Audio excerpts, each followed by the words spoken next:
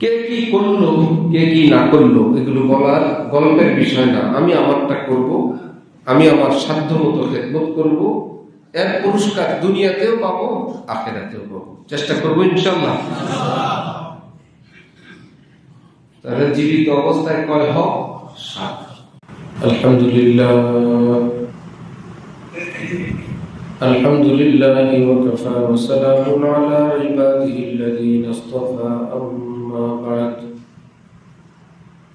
فأعوذ بالله من الشيطان الرجيم. بسم الله الرحمن الرحيم. وقضى ربك ألا تعبدوا إلا إياه وبالوالدين إحسانا. صدق الله مولانا العظيم. وقال رسول الله صلى الله تعالى عليه وسلم: رضا الرب في رضا الوالد وسخط الرب في سخط الوالد، أو كما قال رسول الله صلى الله تعالى عليه وسلم. মুআজ্জাজ হাজিরিন, আমি আল্লাহ পাক রব্বুল আলামিনের পবিত্র কালামের অংশ বিশেষ তেলাওয়াত করলাম এবং হযরত রাসূল করিম সাল্লাল্লাহু আলাইহি ওয়াসাল্লামের একখানা হাদিস শরীফ পাঠ করলাম। আল্লাহ পাক কোরআন শরীফ এবং হাদিস শরীফের কামিল হিদায়াত আমাদের সকলকে নসিব ফরমান। কোরআনে পাক এবং হাদিসে পাকের নূরে আমাদের জীবনকে, জীবনের প্রতিটি বিষয়কে সুন্দর করার তৌফিক দান করেন। আমি যে আয়াত শরীফ তেলাওয়াত করলাম, এই আয়াতের মধ্যে আল্লাহ পাক রব্বুল আলামিন আমাদেরকে আদেশ করছেন, যার সার কথাগুলো আল্লাহ পাকের হুকুম মানার পর, নবীজির হুকুম মানার পর আমার আপনার উপর পিতা মাতার হুকুম মান্য করা ওয়াজিব। হাদিস শরীফে রাসূল সাল্লাল্লাহু আলাইহি ওয়াসাল্লাম ইরশাদ করেন, যার পিতা মাতা যে সন্তানের উপর সন্তুষ্ট থাকে, খুশি থাকে, সেই ব্যক্তির উপর আল্লাহ পাকও খুশি থাকেন। যে সন্তানের উপর পিতামাতা অসন্তুষ্ট থাকে, নারাজ থাকে, নবীজি ইরশাদ করেন তার উপর আল্লাহ পাক অসন্তুষ্ট থাকে, নারাজ থাকে। একদিকে আল্লাহ পাকের হুকুম, পিতামাতার হুকুম মানতে হবে, আরেকদিকে নবীজির আদেশ, আরো অনেক আয়াত, অনেক হাদিস। একজন সন্তানের জন্য এই কথা জানা জরুরি, কি কাজ করলে আমি আমার মা বাবার বদদোয়া থেকে বেঁচে যাব, আমার উপর কি দায়িত্ব, কর্তব্য, পিতামাতার কি হক। একটা অস্পষ্ট কথা, ভাই পিতামাতার হক। কেউ টাকা পয়সা নেই, ভাই আমি তো হক আদায় করি। কেউ মা বাবার কথা মতো কাজ করে, চাকরি করে, ভাই আমি তো মা বাবার অধীনেই আছি। মুহিউস সুন্নাহ শাহ আবরারুল হক সাহেব রাহমাতুল্লাহি আলাইহি তিনি বলেন যে জীবিত অবস্থায় পিতামাতার হক 7টি, দুনিয়া থেকে বিদায় নেওয়ার পর 7টি, মোট 14টি হক মা এবং বাবার। জীবিত অবস্থায় 7 হকের মধ্যে একটি হক হলো আজমত, শ্রদ্ধা করে। পিতামাতাকে বন্ধু বান্ধব, কর্মচারী, ছোট মানুষের মতন আচার আচরণ না করা। বড়কে বড়র মতো, চোখে চোখ না রাখা, কথায় কথায় জবাব না দেওয়া, তর্ক না করা, অন্তরে শ্রদ্ধা রাখা এবং শ্রদ্ধা তার সঙ্গে শ্রদ্ধার সাথে পেশ আসা। দ্বিতীয় হক হইল মহব্বত। মা বাবাকে অন্তর থেকে ভালোবাসা এবং মহব্বত করা।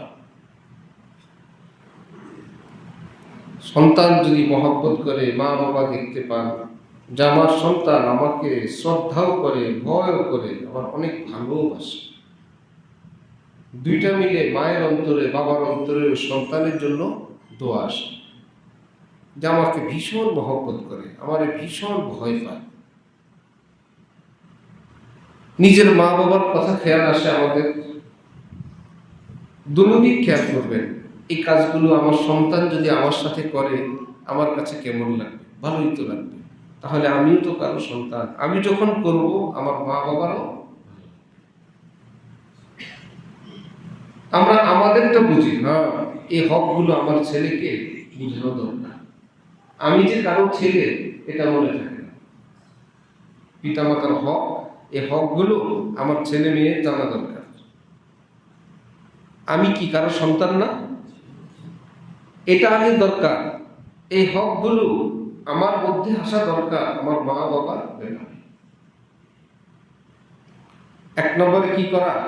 শ্রদ্ধা করা, হাসবত। দ্বিতীয়ত মহব্বত। তৃতীয়ত ইতাআত, মা বাবার বৈধ জায়েজ কাজের আদেশ মান্য করা।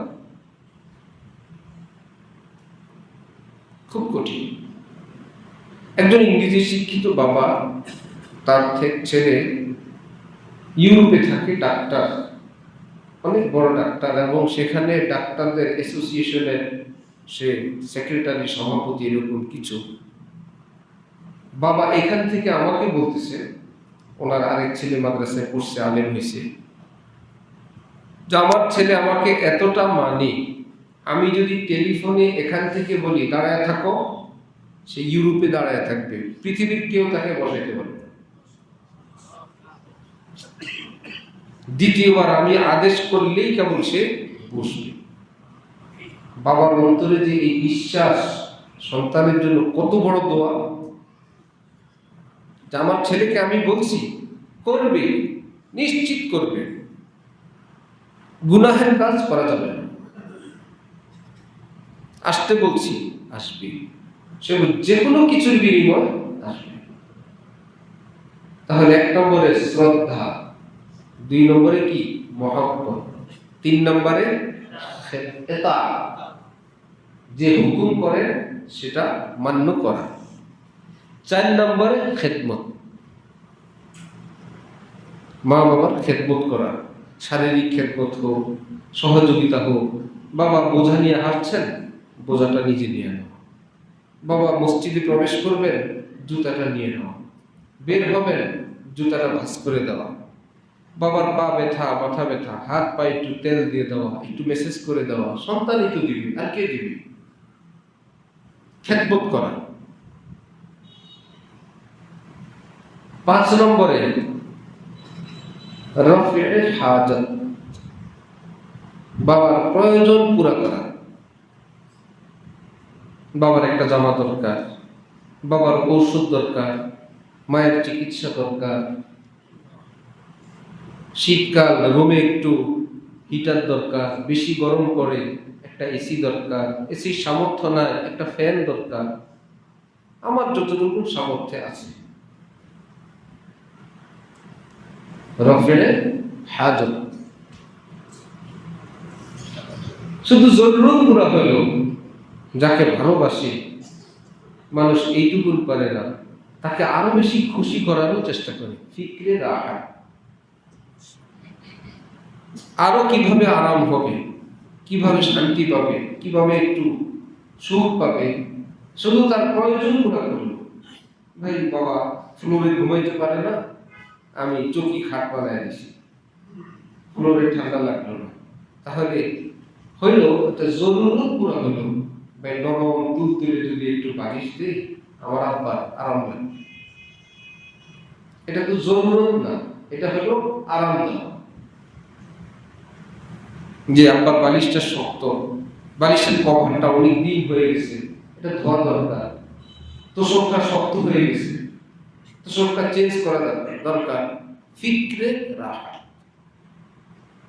তাহলে শ্রদ্ধা করা, মহব্বত করা, আদেশ মানা, তারপরে খেদমত করা, প্রয়োজন পুরা করা, একটু আরাম একটু শান্তি দেওয়ার চেষ্টা করা, 6টা হলো।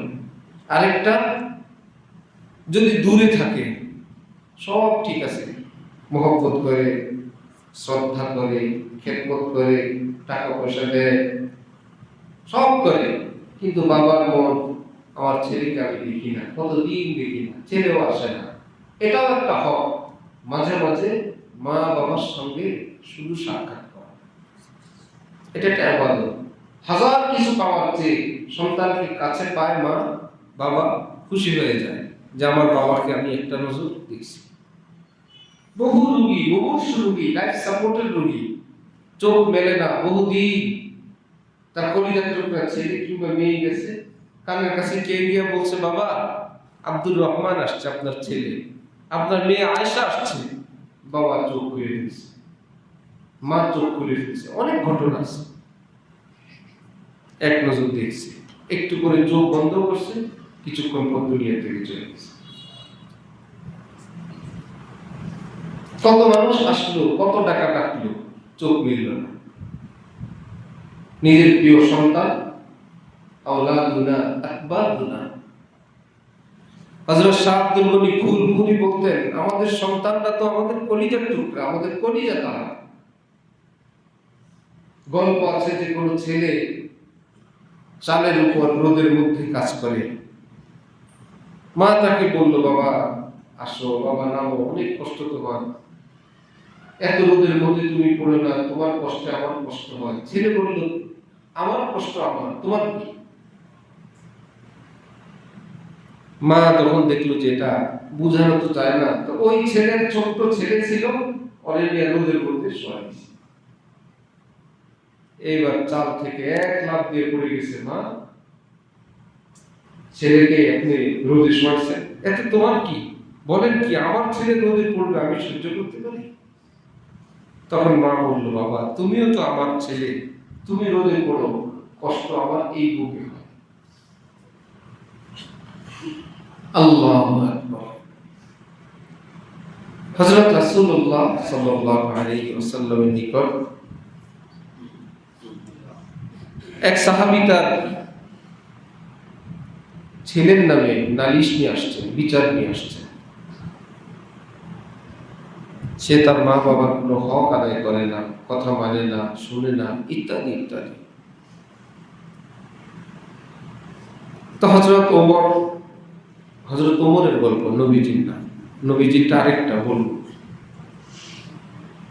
তো হযরত ওমর জিজ্ঞাসা করলেন ছেলেকে যে, তোমার বাবা তুমি কথা মানো না, খেদমত করো না, ইত্যাদি, এই অভিযোগগুলো সত্য? বলল, যে অভিযোগগুলো সত্য, কিন্তু আমার কিছু কথা আছে। কি? যে পিতা মাতা আমার জন্মের পরে সুন্দর একটা নাম রাখেন নাই, আমাকে দিন শিখান নাই, আমাকে ভালো একটা দিনদার মেয়ের সঙ্গে আত্মীয়তার ব্যবস্থা করবেন, সেটাও করেননি। হযরত ওমর বাবাকে জিজ্ঞেস করলেন, ছেলের যে হকগুলো এগুলো ছিল, এগুলো নাকি তুমি আদায় করো নাই? ইসলামওয়ালা একটা নাম রাখো নাই, দিন শিখাও নাই, ভালো দিনদার ফ্যামিলির সঙ্গে আত্মীয়তা করো নাই, এগুলো কি সঠিক? বলল, জি সঠিক।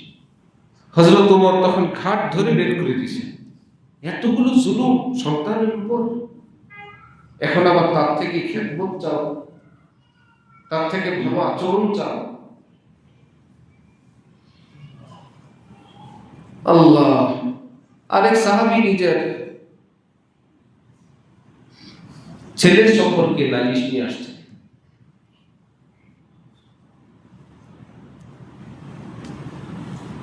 বিষয় ছিল এমন, ওই ব্যক্তি তার ছেলের থেকে দুর্ব্যবহার পাইতে পাইতে পাইতে পাইতে মনে ভীষণ কষ্ট।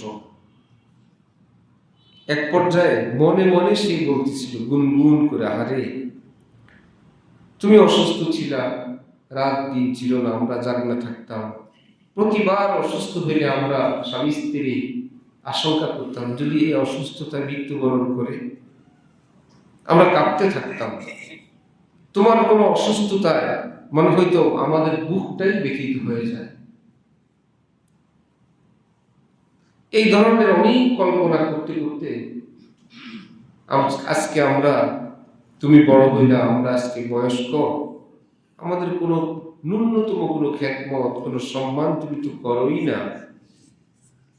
যদি একজন প্রতিবেশী হিসাবেও আমাদেরকে হিসাব করতে, তোমার পিতামাতা নাই হই, ইসলামে যে একজন প্রতিবেশীর অধিকার আছে, হে সন্তান, আমি যদি তোমার নিকট একজন প্রতিবেশীর অধিকারটুকু যদি পেতাম, তবুও তো আমি নিরাপদে জীবনযাপন করতে পারতাম। ইসলাম একজন প্রতিবেশীর হক, কোনোভাবেই যেন সে কষ্ট না পায়। একজন মা বাবা যদি এইটুকুনো পায়, সে বলতেছে কোনোভাবেই যেন আমি কষ্ট না পাই, এইটুকুনো যদি হতো। গুনগুন করে বলতেছিল, জিবরিল আমিন এসে নবীজির নিকট সব বলে দিয়েছে যে আপনার সাহাবী তার ছেলের আচরণে কষ্ট পেয়ে এই সমস্ত কথা বলতেছে। ডাকছেন, ডেকে অনেক কথা জিজ্ঞেস করার পর এক পর্যায়ে নবীজি বললেন, তুমি মনে মনে যে ছন্দগুলো বলছিলা, কথাগুলো বলছিলা, বলো তো কি? সেই লোক তো অবাক, আমি মনে মনে বলছি, দুনিয়ার কেউ তো জানে না, এই খবর নবীজির কাছে চলে আসছে। ছেলেকে জিজ্ঞেস করলো, বললো আমার বাবাকে বলো, আমার থেকে টাকা নিতে চায়, টাকা চায়, সব চায়, এটা চায়, সেটা চায়, এই ধরনের কোনো অভিযোগ। নবীজি তখন তার ছেলের বুকের কলারে ধরে বললেন, আন্তা ওয়া মালুকা লিআবিকা, তুমি মনে করলে টাকাগুলো তোমার, ঠিক আছে তোমার, তুমি কি এটা জানো তুমি এবং তোমার সব সম্পদ, সবটার মালিক তোমার পিতা, তোমার মালিকও তোমার বাবা, তোমার ধন সম্পদের মালিকও তোমার বাবা। তুমি মনে করলে তুমি রুজি করো, এটা তোমার, তোমার রুজিও তোমার বাপের, তুমিও তোমার বাপের। আল্লাহ, সন্তানরা আজকে কি মনে করে, এটা আমার, ওটা আমার বাবা, ঠিক আছে আমার, কিন্তু আমি কার? কি ভাই, আমি কার? আমি কি আমার না আমার বাবা? আমার বাবা, আমার মায়ের, আমি তো আমার না। কোন লোক বাজারে গেল, ঘোড়ার উপরে উঠে বাজার সদাই করার পর আসার সময় চিন্তা করলো, ঘোড়াটা গাভী, এই সবগুলো সদাই যদি ঘোড়ার উপরে উঠাই, ঘোড়ার কষ্ট হবে। এই জন্য সামানগুলো নিজের মাথায় নিয়ে পরে ঘোড়ার উপর উঠছে।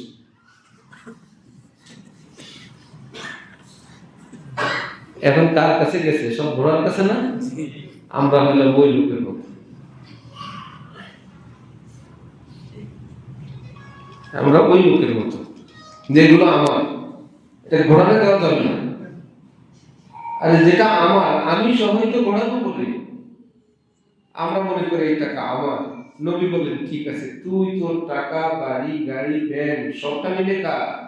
তোর বাবা, তোর মায়ের।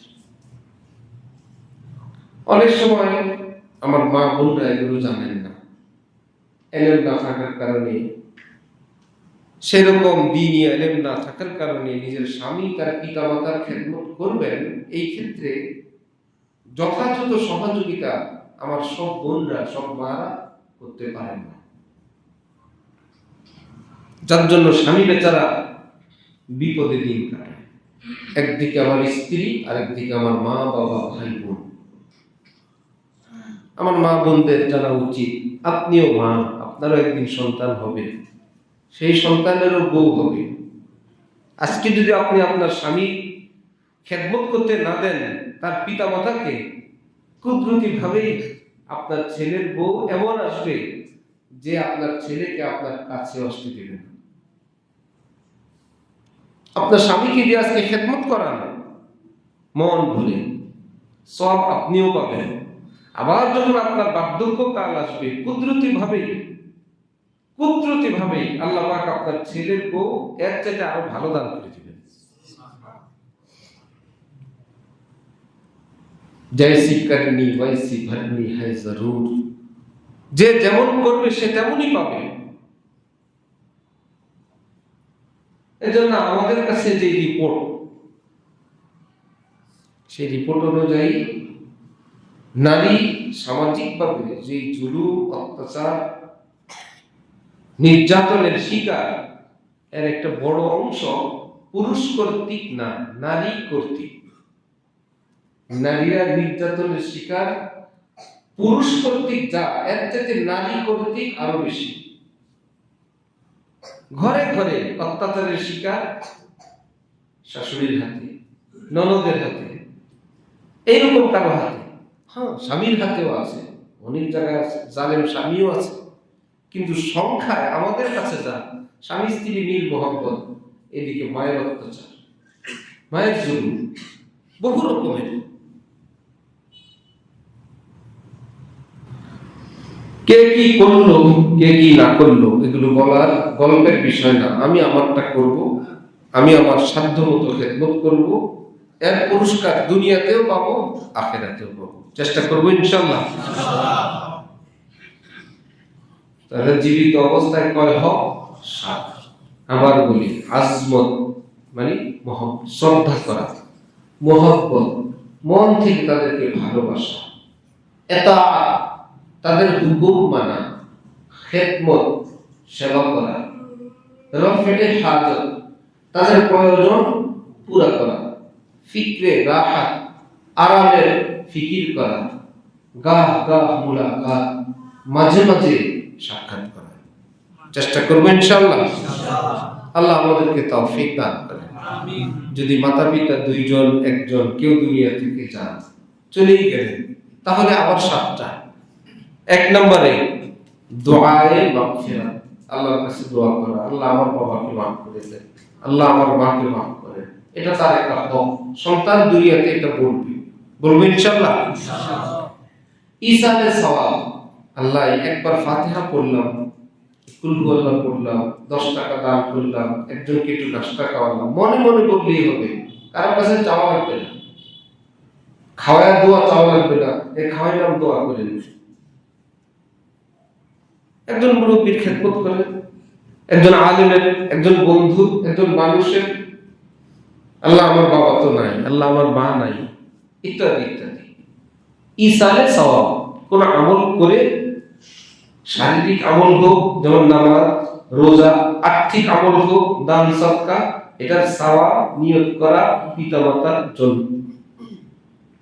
আল্লাহ কি রহমান রহিম, ইসলামে বিধান রাখছেন, কেউ যদি কোন আমল করে অন্য কাউকে সওয়াব দেওয়ার নিয়ত করে, শরীয়তের বিধান, যার নিয়ত করবে আল্লাহ পাক তার কাছে পুরো সওয়াব পাঠিয়ে দিবেন, সমান সমান সওয়াব আল্লাহ পাক যে আমলকারী তাকেও দান করবেন, সুবহানাল্লাহ, কিছুই কমবে না। আল্লাহ তো বিজ্ঞান দ্বারা বেশি বুঝে, বললে দিলে কমবে না, এটা কেমন কথা?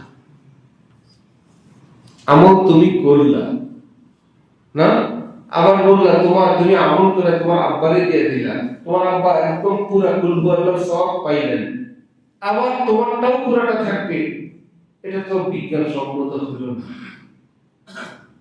আমরা বিজ্ঞানীদেরকে জিজ্ঞাসা করি, মোবাইলে কম্পিউটারে মেইল মেসেজ লেখার পর আমরা যে কারো কাছে পাঠাই, অর্ধেক যায় না, পুরাটা যায়। পুরাটা যাওয়ার পর আমাদের কাছে কি অর্ধেক থাকে না, পুরাটাই থাকে? পুরাটা যায়, আবার পুরাটা থাকে কেন? বিজ্ঞান হিসাব গেছে, পুরাটা রইছে। যদি 10 জনকে দেই, 10 ভাগের 1 ভাগ যায় না, পুরাটা যায়? প্রত্যেকের কাছে পুরাটা, আমার কাছে পুরাটা। ব্যাখ্যা করো বিজ্ঞানী। মাশাআল্লাহ। আবার বলে আল্লাহ তাআলার খাজানা এত বড়, দিলে শেষ হয় না, যত দিলে শেষ হয় না। দিতে দিতে কি নিজের মোবাইলের মেসেজ আস্তে আস্তে সাদা হয়ে যায়, ক্ষয় হইতে হইতে, না পুরাটাই থাকে? ও দিলে তো এখানেও শেষ হয় না। দুনিয়ার নিয়ম যদি দিলে শেষ না হয়, এখন তো মেসেজ বের হয়েছে, আমরা যখন ছোট্ট এক আলেম আসছেন এটা বোঝানোর জন্য, দিলে শেষ হয় না।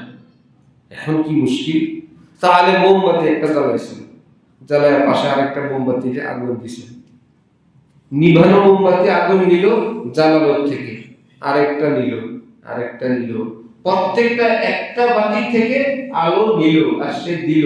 এখন জিজ্ঞাসা করে প্রথম মোমবাতির আগুন কি কমছে? 10টাতে দিল, একদম যেমন আছে তেমনি। আল্লাহর এক মাখলুক যদি এই অবস্থা হয়, দিলেও কমে না। আল্লাহ পাক যিনি খালেক, তার খাজানা কত বড়, দিলেও কমে না। তাহলে মা বাবার জন্য দোয়া করব, এবং ইনশাআল্লাহ এবং কিছু হাদিয়া দিব। দিলে কি আমারটা নাই হবে না, আমারটা থাকবে? শুধু আপনি মাফ করবেন কাকে কাকে দিতে চায়। আল্লাহ আব্বাও আম্মা, দাদাও দাদি, শ্বশুরও শাশুড়ি, নানাও নানি, আল্লাহ ভাই ভাবি, একদম যত মানুষের নিয়োগ করবেন সবার কাছে এক কুল আল্লাহ, এক ফাতিহা, 1 টাকা 5 টাকার দান পুরা পুরা পুরা পুরা যাবে, আপনারটা পুরো থাকবে। তাহলে দুনিয়াতে না থাকলেও 7টা হোক।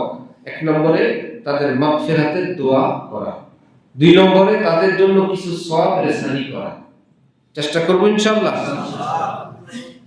3 নম্বরে ইকরামে আহবাব ওয়া আকারিব, আমার বাবার বন্ধু বান্ধব তাদেরকে সম্মান করা, এটা বাবার হক। সুবহানাল্লাহ, আমার বাবা এদের সঙ্গে উঠা বসা করতেন, এদেরকে সম্মান করা। ইআনাতে আহবাব ওয়া আকারিব, আমার আব্বার আত্মীয় স্বজন বন্ধু বান্ধব তাদেরকে সাহায্য সহযোগিতা করা, এটাও পিতা মাতার হক।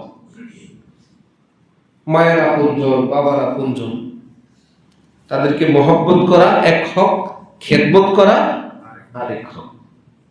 এখানে 2টা, প্রথমটা দোয়া করা, 3 নম্বর, দ্বিতীয়টা কিছু সওয়াব রেসানি করা, 3 নম্বরে মা বাবার বন্ধু বান্ধব পরিচিত সম্মান করা, 4 নম্বরে তাদের কি করা? খেদমত করা। 5 নম্বরে যদি কোনো ঋণ রেখে যান সে ঋণ পরিশোধ করা পিতামাতার। 6 নম্বরে শরীয়তে বৈধ কোন ওসিয়ত যদি করে যান সেটা পুরা করার চেষ্টা করা। কি মাল আছে সেটা 1/3 অংশের মধ্যে কার্যকর হবে, যেটা রেখে যায় জায়েজ ওসিয়ত। 7 নম্বরে মাঝে মাঝে তাদের কবর জিয়ারত করা। এইটুকু যদি কেউ করে তাহলে আল্লাহর কাছে বলতে পারবে, আল্লাহ আমার বাবা মা জীবিত ছিলেন, মহব্বত করছি, শ্রদ্ধাও করছি, আল্লাহ তারা যা বলতেন আমি সেটা মান্যও করছি, আল্লাহ মন ভরে আমি খেদমত করছি, আল্লাহ তার প্রয়োজন পুরা করারও চেষ্টা করছি, তার সুখ শান্তিরও চেষ্টা করছি, মাঝে মাঝে দেখাও করছি। ইনশাআল্লাহ নবীজির ভাষ্য অনুযায়ী যার উপর মা বাবা খুশি তার উপর আল্লাহও খুশি, আল্লাহ তার উপর খুশি হয়ে যাবে। কাজ কি, দুনিয়ার কাজ কি? বিদেশিদের এমন এমন ইহুদি খ্রিস্টান রাষ্ট্র আছে, তাদের মাও নাই, বাবাও নাই, বউ নাই, বাচ্চাও নাই, তারা এমন হয়ে গেছে রোবট এবং প্লাস্টিক, তারা দুনিয়াতে আসছে কাজ করার জন্য। কাজ কাজ শেষে বললে আমাদের দেশেও খবর এসে গেছে, কর্মই ধর্ম।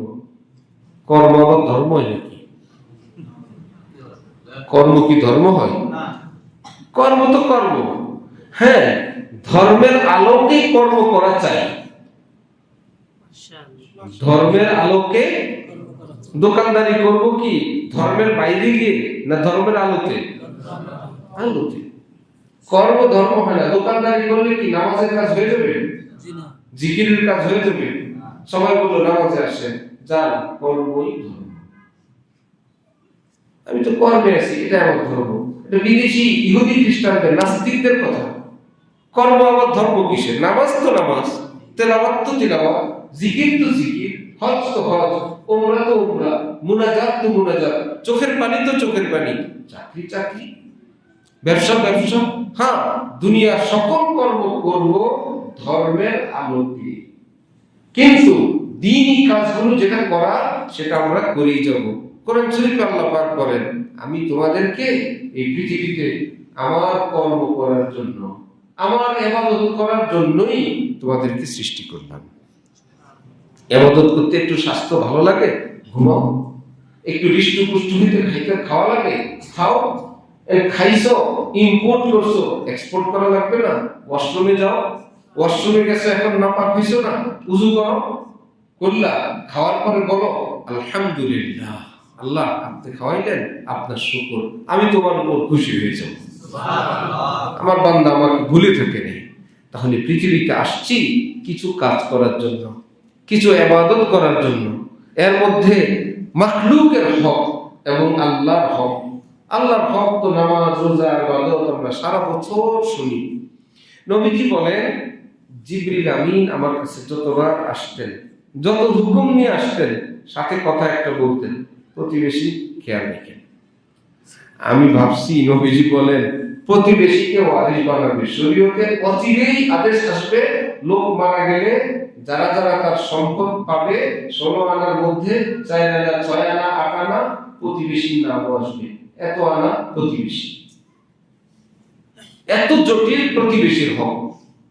নবীজি বলেন আমি কাঁপতেছিলাম, ভাবতেছিলাম অচিরেই হুকুম আসবে। এবং প্রথম দিকে মিরাসের আয়াত নাজিল হওয়ার আগে নিয়ম ছিল, মৃত ব্যক্তি মাল বন্টন করতে যারা হাজির হয়, উপস্থিত হয়, আশপাশে যারা, সবারই দিতে হয়। মাল ভাগ হবে, এই বাড়ি থেকে আসছে নেও, আত্মীয় স্বজন আসছে নেও। পরে আল্লাহ পাক ইউসিকুমুল্লাহু ফি আওলাদিকুম আয়াত নাযিল করছেন, ছেলেরা এত টাকা, মেয়েরা এত টাকা, স্ত্রী থাকলে এত, সন্তান ছাড়া স্ত্রীর এত, সন্তান বালা স্ত্রীর এত, ইত্যাদি ইত্যাদি ডিটেইলস আল্লাহ পাক নিজে ভাগ বাটোয়ারা করে বয়ান করে দিয়ে দিয়েছেন। আল্লাহ হাদিস শরীফে নবীজি ইরশাদ করেন, লা ইউমিনু আহাদুকুম হাত্তা ইয়ামানা জারুহু বাওয়াইকাহ। তোমরা কেউ কামিল মুমিন হতে পারবে না ততক্ষণ তোমার প্রতিবেশী যতক্ষণ পর্যন্ত পরিপূর্ণ তোমার থেকে নিরাপদ না হবে। কেন যেন আমরা খুব লক্ষ্য করি, খুব দেখবেন একটা তিক্ততা নিয়ে আমাদের জীবন। দূরের যে তার সাথে ভালো, যে দূরে আছে তার সাথে ভালো। প্রতিবেশীর সঙ্গে একদিন একটা কথা কাটাকাটি, এটা চলবে বছর বছর। একদিন অনুষ্ঠানে দাওয়াত দেয় নাই, এটাতে চাষবাস করে গাছ বানায়, ডাল বানায়, পুঁজি বানায়, এটা নিয়ে চলতে থাকবে গীবত, শিকায়েত, শত্রুতা। এবং আমাদের আচরণগুলো 1 ইঞ্চি, 2 ইঞ্চি, 4 ইঞ্চি, 6 ইঞ্চি জায়গা নিয়ে আজীবনের জন্য ঝগড়া, 1 ফুট নিয়ে ঝগড়া। উভয় যদি মুমিন হয়, উভয় যদি পরকালমুখী হয়, দুজনেই বসবে, ভাইজান বাপ তো এটা, আপনি এখান থেকে 6 ইঞ্চি নিয়ে যান ভাই, একদম সুতায় সুতায় মাপ, 2 আমিন এসে মাপলে 2 জায়গায় গিয়ে ঠিক আছে খোলা পড়ে না? সরকারি আর বেসরকারি যত আমিন নিয়ে আসবেন, যতজনকে দিয়ে মাপাবেন, তত জায়গায় খুঁটা পড়বে। একবার খুঁটা এখানে, একবার খুঁটা ওখানে, উভয় পক্ষ মিলে একটা আমরা ঠিক করি। এবার উভয় যদি বলে ভাই খুঁটা এখানে না, আমার দিকে আবার 4 আঙ্গুল দেন, আমার ভয় লাগে, যদি আমি একটু বেশি নিলাম, ভাই দরকার নাই, কবরে যাব। সে বলে ভাই আমার দরকার নাই আপনারটা নেওয়া, আপনি আমার দিকে 4 আঙ্গুল দেন। শেষে দোনোজনকে মুরব্বীরা মিলে একদিন 4 আঙ্গুল দরকার নাই, মধ্যখানে হলো না? এর বিপরীতটা যদি হয়, যে মাত্র দিছে, আমার বিশ্বাস ওই দিকে আমার 4 আঙ্গুল আছে, ওই বেচারা বলেন দিছে তো, আমার তো মন চায় আরেকজন আমি আনি, ভিতরে তো আমি 6 ইঞ্চি পাই, তাহলে তো ঝগড়া লাগবে। আলহাকুমুত তাকাতুর হাত্তা যুরতুমুল মাকাবির। আল্লাহ পাক বলে তোমাদেরকে আখিরাত থেকে গাফেল ধ্বংস করে ফেললো। তাকাসুর, আরো চাই, আরো চাই, আরো চাই, আরো চাই। এটা তোমাদেরকে কবর পর্যন্ত পৌঁছাবে, এর আগে থামবে না। বনি আদমের পেট ভরবে না পৃথিবীর কিছু দিয়ে, একমাত্র কবরের মাটি, আর কিচ্ছু লাগবে না। ঘর বাড়ি, অফিস, রাজনীতি, ক্ষমতা, মোবাইল, ইন্টারনেট, প্রেমিক প্রেমিকা, কিচ্ছু লাগবে না। কিছুই লাগবে না, শুধুই মুক্তি লাগবে, শুধু মুক্তি লাগবে, আর কিচ্ছু লাগবে না, কিছুই লাগবে না। আল্লাহু আকবার। এক কবরে রাসূল সাল্লাল্লাহু আলাইহি ওয়াসাল্লাম সাহাবীকে কবরস্থ করলেন। নবীজি জোরে জোরে বললেন আল্লাহু আকবার, আল্লাহু আকবার। সাহাবীরা বলেন আমরাও বললাম আল্লাহু আকবার, আল্লাহ। নবীজি বললেন সুবহানাল্লাহ, সুবহানাল্লাহ। সাহাবীরা বলেন আমরাও বললাম সুবহানাল্লাহ। তারপরে বললেন তোমরা তোমাদের ভাইয়ের জন্য ইস্তিগফার করো, সে এখন জীবনের কঠিন এক ঘাটিতে আছে। এই ঘাট যদি সে আটকা পড়ে, সামনের ঘাটে আরো কঠিন। এই ঘাটে যদি কেউ আটকা পড়ে, সামনে শুধু আটকাইতেই থাকবে, এখন যেন তার সহজ হয়ে যায়। এবং নবীজি বলেন যে একে একে যখন সবাই যেতে থাকে, সর্বশেষ ব্যক্তির পায়ের আওয়াজটা সে শুনতে থাকে। আরে সবাই চলে গেল, আর কেউ নাই আমার কবরের পাড়ে। এখনই আসবে দুইজন ফেরেশতা, মুনকার এবং নাকির। একটু ভাব নিয়ে আসবে তারা, আইসেই সওয়াল করবে মান রাব্বুকা মা দীনুকা ওয়া মা হাযা আর-রাজুল আল্লাযী বুইসা ফীকুম। একে একে প্রশ্ন। তা দুনিয়া থেকে মুখস্থ করে গেলে হবে না, দ্বীনের উপর চললে আল্লাহ পাক কুদরতি ভাবে তার মুখ থেকে জবাবগুলো বের করে দিবেন। সুবহানাল্লাহ। উত্তরগুলো যখন দিবে আমার রব আল্লাহ, আমার ধর্ম ইসলাম, তিনি আমার নবী, পেয়ারা নবী হযরত মুহাম্মদুর রাসূলুল্লাহ সাল্লাল্লাহু আলাইহি ওয়াসাল্লাম। আসমান থেকে আওয়াজ আসবে, হে ফেরেশতারা, সাদাকা আব্দি, আমার বান্দা 100তে 100 পেয়ে গেছে, সব উত্তর সঠিক। জান্নাতের বিছানা বিছাও, জান্নাতের পোশাক পরাও, এই পোশাকে হবে না, আর এই ছোট্ট কবরে হবে না, 70x70 কবরের সাইজ করে দাও। 70 ফুট 70 গজ বাই 70 গজ। সবাই দেখে ছোট কবর, যিনি আছেন তিনি দেখে বিশাল কবর, আর বলবে জান্নাতের সঙ্গে একটা সুড়ঙ্গ করে দাও। তাকে এবার ফেরেশতারা বলবে ওই যে দেখছেন জাহান্নাম, ওখান থেকে আল্লাহ আপনাকে মুক্তি দিয়ে ওই যে জান্নাত, সেটা আপনার জন্য কবুল করছে। সেই বেচারার শুকর, আল্লাহ রে, এই আগুন থেকে আল্লাহ আমাকে বাঁচাইছেন। সে কেবলই আসতে চায় দুনিয়া, কি আমি আমার ছেলেগুলোর বলে আসি, আমার মেয়েকে বলে আসি, আমার স্বামীকে বলে আসি, স্ত্রীকে বলে আসি, আমার এলাকার সবাইকে বলে আসি, ভেরা কবর সত্য, হিসাব নিকাশ সত্য, সুয়াল জবাব সত্য, ধোকায় থেকো না। বলবে না, একটু রেস্ট নেন, একটু আরাম করেন, ফিরে যাওয়ার কোনো ব্যবস্থা নাই, দুনিয়ার জগতে যাওয়া যাবে না, এখানেই থাকেন। এজন্য আসছি দুনিয়ায়, আমাদের উপর দুই দায়িত্ব, কিছু আল্লাহর হক, কিছু মাখলুকের হক। বান্দার হক যেটাকে আমরা বলি, আল্লাহর হক, বান্দার হক। প্রতিবেশীর হক যদি এত হয়, তাহলে মা বাবার হক কত, পিতামাতার হক কত, আমার দেহে যার রক্ত, আমার নাভির মধ্যে যার কাটা চিহ্ন, একটা দেহ ছিলাম, নাভিটা কেটে আমাকে মায়ের থেকে বিচ্ছিন্ন করা হয়েছে, আমার পেটে খাদ্য খাবার পাওয়া গেছে, মায়ের খাবার আমার পেটে। আল্লাহ, মা খাবার গ্রহণ করেন, সেই খাবার আল্লাহ পাক সন্তানের পেটে পৌঁছে দেন। কতটা সম্পর্ক! সেই মা কিয়ামতের আলামতের মধ্যে আছে আনতালিদাল আমাতু রাব্বাতাহা। কিয়ামতের আগে সন্তানরা সেই মায়ের সাথে কর্মচারীর মতো, দাসীর মতো ব্যবহার করবে, আদেশ করবে, তুই তুই তুই বলে ধমক দিবে, যেমন কর্মচারীকে দেয়। এগুলো কিয়ামতের আলামত। আল্লাহ আমাদেরকে, আমাদের সমাজকে, আমাদের মুসলমানদেরকে পিতামাতার হক আদায় করার তৌফিক দান করেন। আল্লাহ আমাদেরকেও তৌফিক দান করেন। জীবিত হোক, মুর্দা হোক, বেশি বেশি দোয়া করা, রব্বির হামহুমা কামা রব্বায়ানি সগীরা। চেষ্টা করবো ইনশাআল্লাহ। আল্লাহ আমাদের সবাইকে তৌফিক দান করেন। ওয়া আখির দাওয়ানা আলহামদুলিল্লাহি রাব্বিল আলামিন।